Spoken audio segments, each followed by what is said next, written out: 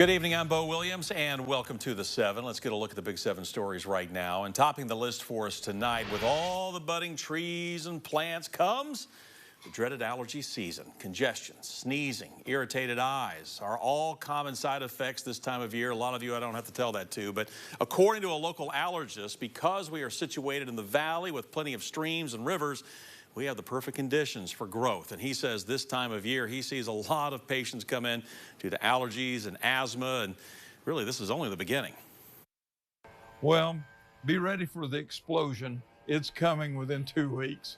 You're having a little bit of a few symptoms right now, okay? But it will explode here within 2 weeks to where the battle opens up on all fronts. And the more you're exposed, the more your immune system is primed and the worse you become. You know, according to Dr. Ellenberg, antihistamines are generally quite effective for managing symptoms, especially nasal sprays. Our next Big 7 story, a cross-state manhunt ends right here in East Tennessee. 2 people accused of covering up the death of a missing North Carolina teen were just captured. It all started in Wilson County, North Carolina. 18-year-old Amir Hinat was reported missing from that area just over 2 weeks ago on February 24th. His body was found last Monday, disposed of in a remote area of Halifax County, about an hour north of his home. 2 days after the discovery, investigators linked a car to the crime and named 3 suspects, but quickly learned 2 of them had fled the state, ending up in East Tennessee. U.S. Marshals worked with Morristown police to track down Jose Bautista and McKaylee Vick to Morristown. Now, we were able to obtain video of their arrest right off of Old White Pine Road. We're told they were taken into custody without incident.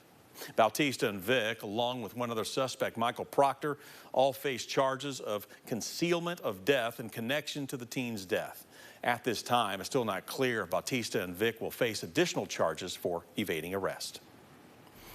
Our next Big 7 story for you, a court appearance after a chase. The man accused of driving drunk and leading law enforcement, well, through Crossville last week. You'll remember some of this video that we showed you capturing the tail end of that chase.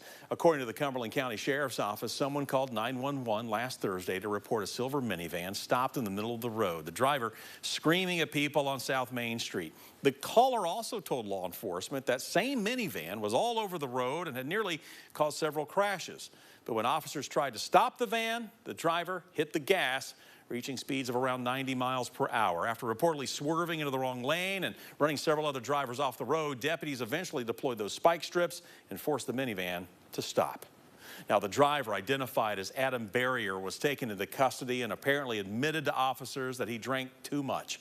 Plus, we're told a nearly empty bottle of Canadian whiskey was found in the vehicle. Barrier now faces multiple charges, including aggravated assault, reckless endangerment, driving under the influence, and resisting arrest. Today in court, he was appointed a public defender. We're told his arraignment was set for this Thursday, March 14th. Next up for you, some big answers about a weekend fire. An East Tennessee man facing multiple charges after a fire damaged multiple structures and vehicles in the Halls community. We're learning 64-year-old Joseph Defoe has been charged with criminal trespassing, reckless endangerment, and burning. Defoe initially denied he started the fire, but later admitted to authorities he built a fire for warmth between one of the trailers and a nearby storage facility. Well, after the fire grew, court documents say a neighbor showed sheriff's deputy security camera footage of Defoe near the back side of the engulfed building. The owner of the property told the officers that she had previously told Defoe to stay away from her property and tenants. Fortunately, no one was reported injured in the fire.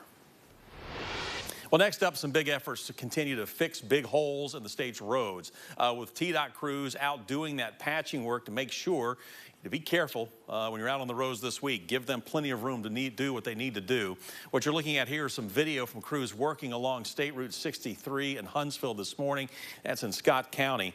TDOT asks that you use extreme caution when you see crews working along the side of the road. You need to slow down, and when you can, move over to keep those workers safe. And we need to note here, the state always appreciates help as they work to find potholes to fill along interstates and state roads. So if you see a pothole on your drive home that has not been fixed yet, and again, we're talking state roads and interstates, state highways and interstates, you can call the TDOT Road Repair Hotline at the number at the bottom of your screen. It's 833-836-8349.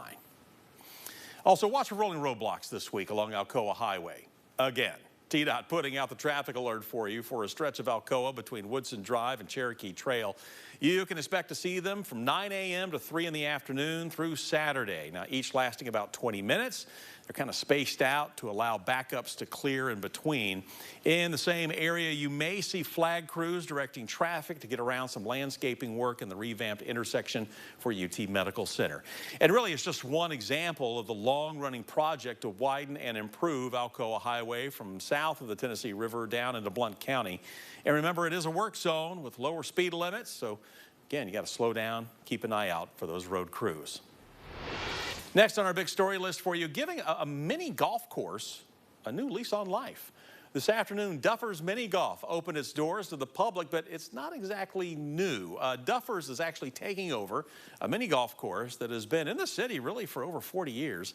It has taken on many names, most recently Charlie Bear's Putt Putt. It hasn't been owned in a couple of years, but with new ownership now, it can be reborn. And the community is behind the new owners every step of the way. It's been great. I can't even count how many people have come up and said, I was there all the time with my papa, and you know, I grew up there, and some old family friends owned it way back. It's looking a lot better. There's a lot left to do, but overall, we're really just excited to have the community come by.